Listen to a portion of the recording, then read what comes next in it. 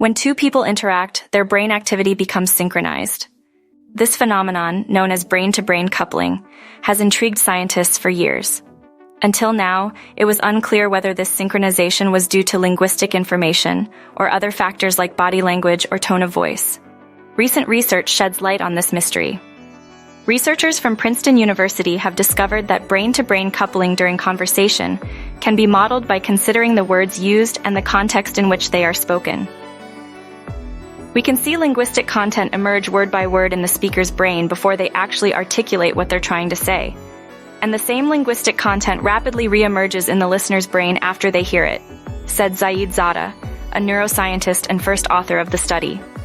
This finding highlights the intricate dance of neural activity that occurs during verbal communication. To communicate effectively, we must agree on the definitions of words, but these definitions can change depending on the context. For instance, the word cold could refer to temperature, a personality trait, or a respiratory infection. The contextual meaning of words as they occur in a particular sentence or in a particular conversation is really important for the way that we understand each other, said neuroscientist and co-senior author Samuel Nastase.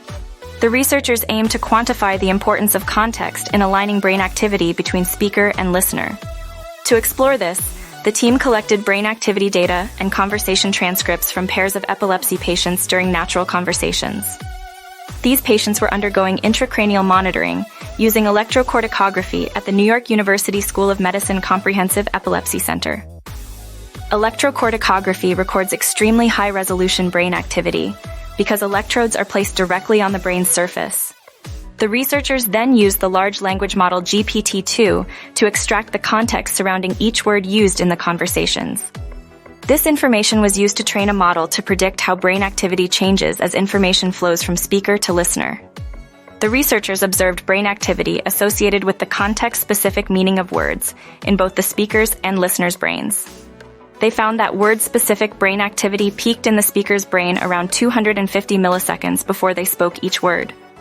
Corresponding spikes in brain activity appeared in the listener's brain approximately 250 milliseconds after they heard the words. Compared to previous work on speaker-listener brain coupling, the team's context-based approach model was better able to predict shared patterns in brain activity.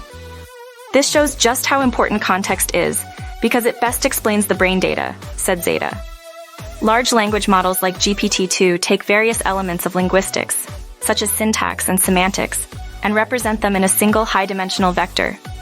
The researchers demonstrated that this type of unified model outperforms other hand-engineered models from linguistics. This finding underscores the critical role of context in understanding and predicting brain activity during conversations. The study provides a new perspective on how our brains process and synchronize linguistic information. Looking ahead, the researchers plan to expand their study by applying the model to other types of brain activity data, such as fMRI data.